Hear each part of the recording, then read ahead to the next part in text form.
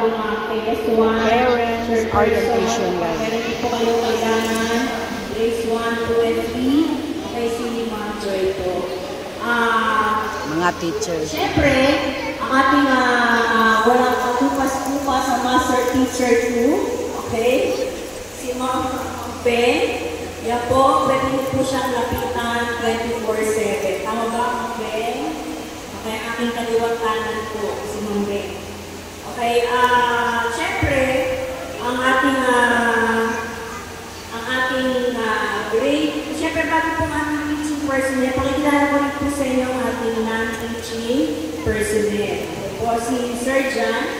Sir John, ang ating pong administrative officer 2. Sila po yung mga kasama ko sa opisina. Sir John po. Okay? Siyempre po, yung po sa ating retrato, yun ang pinalagay po lahat. Si Sir Niel. Wow. Ay, pakilala. Si Sir Niel po, ating Belis. Wedding coordinator. Ayan na. Ang ating po, siyempre, napakilala natin sa inyo dati ang ating guidance coordinator, si Ma'am Kat. Yung po nandun kanina sa harapan. Nakita niyo po ba siya? Ma'am Kat. Ayan po si Ma'am Kat. Okay. Ang ating, siyempre nagpapagod na po kayo na si Sir John. Tapos po si Ma'am Tere, ating canteen manager.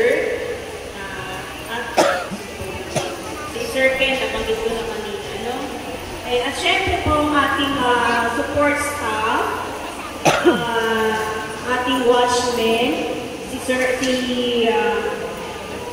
Archie at saka si Sir JJ. Nabawasan po tayo ng isang watchman. Siguro po nabalitaan niyo na po yung holiday. Carolet. Ano po? Nabalitaan niyo na po yun. Di po ba? Ngayon, nagiging pa po tayo ng kapalit mula sa barangay. Okay, para po mapalitan si Carolet. Siya po ay wala na po sa atin. Wala na po siya. Okay? Siyempre po, ang ating napakasipag din, no, na ating mga maintenance po, ang ating utility, okay, si Ka Victor po, siguro kilala nyo rin si Ka Victor po, no? Si Ka Pandati po, kilala nyo rin. 24/7 din po tumutulong sa ikakaayos at seguridad ng ating paaralan. Ang laki po ng pasalamat ko rin po sa kanila kasi talagang hindi po sila pumapayag na hindi maging maayos ang ating paaralan. Salamat po sa ating mga teaching personnel. Okay? Ito na po tayo sa AS1 po, ang ating mga teachers. Okay po. Si Ma'am G, ang ating kinder, may section dahil and ordinance po. Okay, kasi po meron din po sila PRC po. Okay. Tapos po ating grade 1, syempre si Ma'am Stella, nahawakan ni Ma'am Stella ay section B. Okay po, so Ma'am Stella. Ma'am Stella, ayan po, ito Ma'am Stella. Ito mga mamaya, hindi ko pa nakita kanila, Ma'am Stella. Okay. At syempre, meron po siyang bagong kapatid. Okay? Meron po siyang bagong partner. Si Ma'am Charmaine Garcia. Okay, si Ma'am Stella po pala, in addition to that po ang ating reading coordinator ng Filipino. Okay, si Ma'am Charmaine naman po ang ating ICT coordinator. Siya rin po at the same time advisor ng grade 1 Garnet. Okay, doon naman po tayo sa grade 2. Okay, makikita niyo po, tatlo na po sila. Okay, tatlo na po ang ating grade 2. By the way, yung grade 1 po at grade 2 ay mga hapon po. Mamaya pa explain ng ating mga chairperson niya, yung class program. Ang hapon po ang grades 1 and 2. Okay, pagkabaga po ang grades 3, 4, and 4, 5, and 6. Okay po.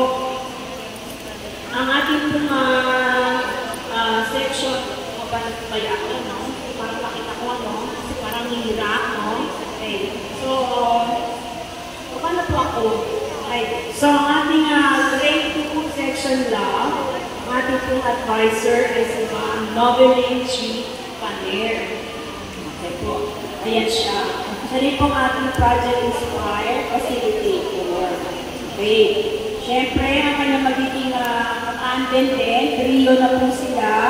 Si Ma'am Maria Elena T. Janicio, grade 2 section Joy. Okay po, hindi po grade 2 section Joy de la Rosa, ha? Section Joy. Okay? So, siguro po si Ma'am Ay po ay may po po ng malinaw. Doon po siya nag-uwi. Baka maya-maya po para po yun. Okay?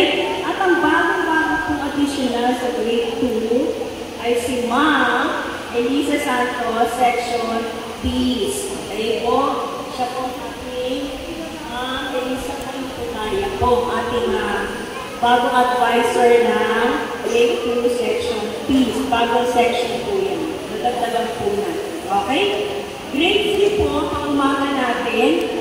Yan. Sila na po ang ating bagong grade 3. Si Ma'am Joy de la Rosa po, ang ating grade 3 section Earth. Okay? By the way po, si Ma'am Elisa po pala ang ating AP coordinator at siya po ating SEL. Si Ma'am Elisa po. Si Ma'am Joy po, ating AS1 focal person at saka ating mass coordinator. Ma'am Joy po. Okay? Section Earth. At ang kanyang po partner, si Ma'am Marilu P. de los Santos po. Okay? Section, pinilitan po natin Mercury, ginawa ko na po Jupiter. Okay? Kasi po yung Mercury ay God's messenger. O, kaya pinilitan ko na po ng section Jupiter. Si Ma'am Marilu po, ang ating ICT coordinator dito, at ang ating brigada coordinator kasama po ni Sir John. Okay? Si Ma'am Marilu. Grade 3 Jupiter. KS2. Ang ating pong teachers sa KS2. Ayan, bago-bago din po. Ang ating magiging grade 4 teachers po. Okay? Si Sir Jumel. Okay? Si Sir Jumel. Salamat po, Sir Jumel. Grade 4 Einstein, siya po advisor. At the same time, siya rin po ating MAPE coordinator po. Okay? And nakapag-MAPE si Sir. Okay. Next po, si Ma'am Claire L. Teomampo po, ang ating advisor ng grade 4 Newton, Ma'am Claire. Siya rin po ang ating ESP coordinator at siya rin po ating GAD. Okay? God po one person, si Ma'am Claire. Okay, next po. Grade 5 po, si Ma'am Cherry de Guzman po, grade 5, section Nara. Siya rin po ating EPT LE coordinator. Wala po siya ngayon kasi nasa seminar po. May seminar po sila sa Makati. Kung araw po na to, nandito po siya sa seminar. Kahit po bakasyon, holiday, Sabado linggo, nasa seminar po sila. Okay, at ang magiging partner po ni Ma'am Che ay si Ma'am Ben. Okay, siya po ay kilala sa tawag na Ma'am Ben.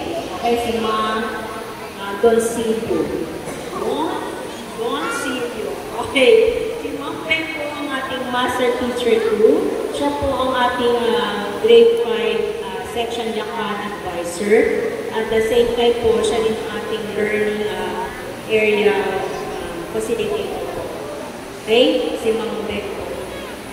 Next po, grade 6. Ito po, bago-bago tandem din po ng grade 6. Okay, si Sir Brent, Richard Brent, Mr. Richard Brent D. Aquino. Okay, bagong promoted din po sila, nakalimutan kong sabihin. Okay, na-promote po si Sir Brent at si Ma'am Malu. Okay, sa grade 5, grade 6 section Rizal, siya rin po ating science coordinator. Okay, siya po ating science coordinator. Okay, at ang kanyang magiging partner po, okay, section Bonifacio, ating KS2 focal person po, ay walang iba po kundi si Ma'am Jenny Rosie Francisco.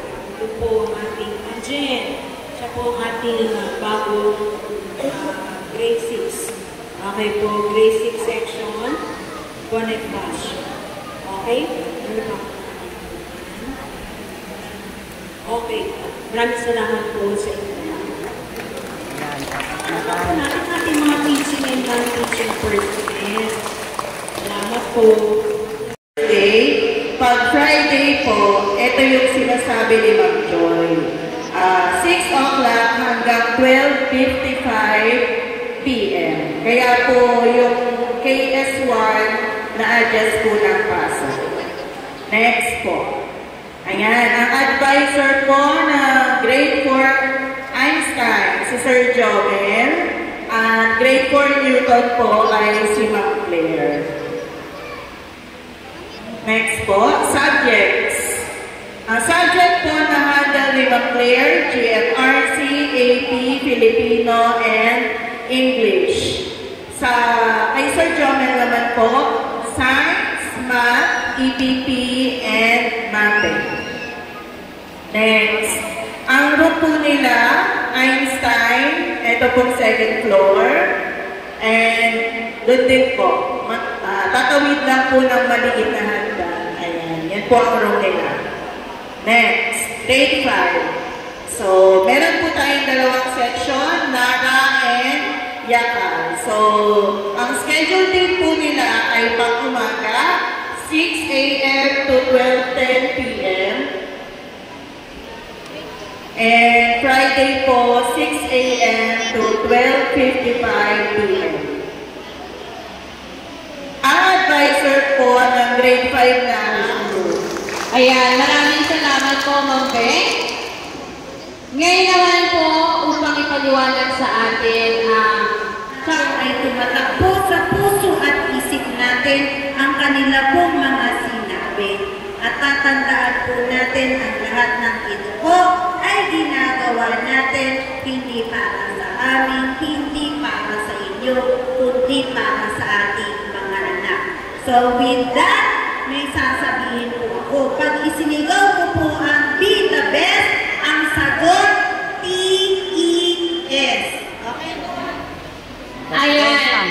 Dito na po nagtatapos ang ating programa sa araw na ito. Maraming salamat po sa inyong lahat. Pero huwag po muna kayong aalis. Magpo-photo off lang po muna. And after that, saka po kayo pupunta sa mga room ng inyong anak para po sa distribution ng books. Ito po yung mga librong nakuha ko kahapon sa school. 11 peraso yan. Guys, lahat. Ayan. Sa grade 4. Mayroon pa silang math. Bigay ng Valenzuela kaya 11. Ayan, bago pa. So, ayan guys. Thank you for watching. And don't forget, please subscribe sa my YouTube channel, Linyaws. At huwag kalimutang i-click ang notification bell para updated po kayo sa aking mga video. Bye!